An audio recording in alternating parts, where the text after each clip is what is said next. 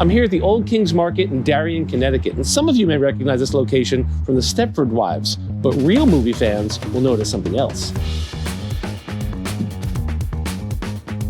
This shopping center was home to the Lock, Stock, and Barrel restaurant, the official starting point of the Cannonball Run. Hey, I'm Mike. I study film, I work in TV, and I love movies. Today we're talking about the Cannonball Run, both the movie and the very real and very illegal race it was based on. And because we're talking about one of my favorite movies, the Cannonball Run, I thought it required a change of scenery. Hence, that's why we're in the car. Director Hal Needham was a paratrooper in the Army during the Korean War. After the war, he became an arborist. You know, those guys that hang on top of the trees to shape them. He was also a model for Viceroy cigarettes. All of this while starting a career as a stuntman in Hollywood. Needham's first break was as the stunt double for actor Richard Boone on the popular TV western Have Gun, Will Travel. He trained under John Wayne's stunt double, Chuck Roberson, and quickly became one of the top stuntmen of the 1960s on such films as How the West Was Won, The Warlord, and Little Big Man. Eventually, Needham moved into stunt coordinating and directing second unit. He was a pioneer in the stunt industry, developing airbags and other innovative equipment. Needham developed the Shopmaker Elite camera car and crane, which revolutionized on-location filming, and earned him a Scientific Engineering Award from the Academy of Motion Picture Arts and Sciences. He also invented the explosive plate that used air pressure to launch a stunt performer into the air, triggering an explosion upon impact and creating a dramatic visual effect. Needham befriended Burt Reynolds and even lived in the star's guest house for 12 years. The two were such good friends, in fact, that Quentin Tarantino based his characters on Once Upon a Time in Hollywood on Burt Reynolds and Hal Needham's relationship. Needham and fellow stuntmen Glenn Wilder and Ronnie Rondell, yeah, that's Ronnie on the right, best known for the cover of Pink Floyd's Wish You Were Here. He's the guy on fire. We're running a stunt coordination business called Stunts Unlimited while writing a screenplay they called Smokey and the Bandit. Reynolds signed on and fought to have Needham direct. The rest, as they say, is history. Hal Needham and Burt Reynolds had a string of hits in the 70s and 80s. In addition to Smokey and the Bandit, they made Hooper, Stroker Ace, and of course the Cannonball Run. See a pattern here? The Cannonball Run is an action comedy released in 1981 and stars the most all-star cast of all-star casts. It's a virtual who's who of 1980s Hollywood. In no particular order, it starred Burt Reynolds, Dom DeLuise, Dean Martin, Sammy Davis Jr., Farrah Fawcett, Roger Moore, Jackie Chan, Terry Bradshaw, Adrienne Barbeau. Adrienne Barbeau! How can I forget Adrienne Barbeau? The comedy is sophomoric, and there's a blatant disregard for authority running throughout the whole film. But disregard for authority was a hallmark of Hal Needham's films, but in this case, it was sourced in reality. The Cannonball Baker Sea to Shining Sea Memorial Trophy Dash was a very real and very unsanctioned thing in the 1970s. The official/unofficial race was run 5 times during the 1970s and countless times over the years by individual race enthusiasts. Conceived by Car Magazine writer and auto racer Brock Yates and fellow Car and Driver editor Steve Smith, the first Cannonball Run was not a competitive race, as only one team was racing. They intended the inaugural run both as a celebration of the United States interstate highway system and as a protest against strict traffic laws coming into effect at the time. The initial cross-country run was made by Yates, his son Brock Yates Jr., Steve Smith, and friend Jim Williams on May 3rd, 1971, in a 71 Dodge Custom Sportsman van called Moon Trash 2. The race was run 4 more times, November 15th, 71, November 13th, 72, April 23rd, 75, and finally April 1st, 1979. Point of fact, Brock Yates ran the 1979 Cannonball Run in a modified ambulance, the very same ambulance that's used in the movie. Originally, the starting point was the Red Ball Garage on 31st Street in Manhattan, but eventually it was changed to the Lock, Stock, and Barrel restaurant in Darien, Connecticut. The official ending is the Portofino Hotel in Redondo Beach, California, some 2,900 miles away. There are no official limits put on cars that run the Cannonball. No limits on type of car, no limits on modification, and specifically, no limits on speed. The simple goal is to get from coast to coast in the shortest time possible.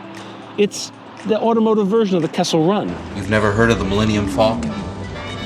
Should I have? As I said, the last official Cannonball Run took place in 1979 and was won by Dave Heinz and Dave Yarborough with a coast-to-coast time of 32 hours, 51 minutes in a 78 Jaguar XJS.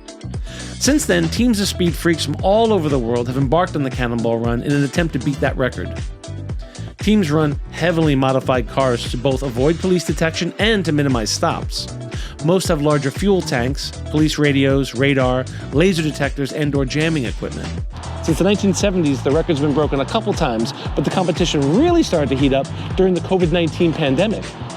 People took advantage of less cars on the road and less police presence. The widely accepted current world record holder of the Cannonball Run is drivers Arnie Toman, Doug Tabbitt, along with their spotter Dunadel Dariush. In May of 2020, during the global pandemic, the trio set the world record of 25 hours and 39 minutes in a modified Audi S6, disguised to look like a Ford Taurus police interceptor. They had an average of 125 miles an hour for their entire journey, but hit a top speed of 175 miles an hour in some states. I feel like you should know all this when talking about a movie made by car enthusiasts for car enthusiasts. The opening of the Cannonball Run is probably the best opening of any movie ever made. At least, that's what I thought when I first saw it when I was 10. We open on the desert, following a black Lamborghini Countach, evading the police, stopping only to spray a large X over a 55 miles per hour speed limit sign. The lyrics to the music tell us, it's not what you do, but how you do it, serving as the unofficial motto for how the characters are viewing this race. It's an almost cartoonish game of cat and mouse with the drivers of the Lambo teasing and tormenting the police, who, by the way, are driving a Camaro. They aren't exactly in a slow car. It's an amazing setup for what's to come. I'm Captain Chaos. Why do you call me Shorty? Because you're small. SMall.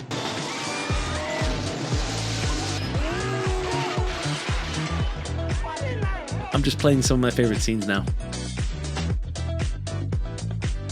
That would be a real team effort, wouldn't it? I mean, you, me, the hamsters, and him. I've always wanted to be Captain USA. Dun, dun, dun. God, I love this movie.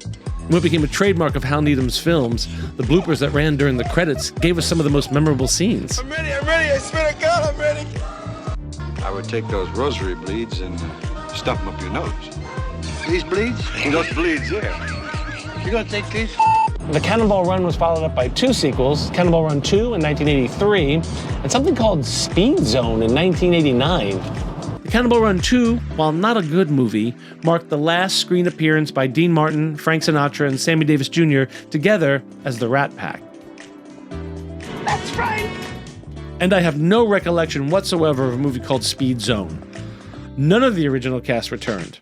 It has a cinema score grade of D+, and a 0% rating on Rotten Tomatoes, based on just 5 reviews.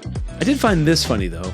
Roger Ebert gave the film 0 stars, and Gene Siskel said, it is an atrocious excuse for entertainment. Sometimes you can't recapture magic in a bottle, but I've often wondered who would be cast in a modern-day remake of Cannonball Run. In case you're wondering, Warner Brothers currently has the rights to the franchise, and in 2016, Tropic Thunder and Men in Black scribe Ethan Cohen was set to write and direct. Then in June of 2018, it was reported that Roadhouse director Doug Liman was in early talks to direct the Cannonball remake. Only time will tell if anything comes of either of those. I'd like to know who you guys would cast in a modern-day version of the Cannonball Run. I've got thoughts, of course, and I'm going to drop them in the comments below. I hope you guys do the same. As always, film is about community. I'm Mike, and I love movies. It is now. We'll do it a couple times. I almost want someone to come up and ask me what I'm doing. Like, do you know where we are? Do you know what this is? This is the start of the Cannonball Run. Officially it's called the Cannonball Baker Sea to Shining Sea Trophy Dash? What's it called? Memorial. It's so ridiculous.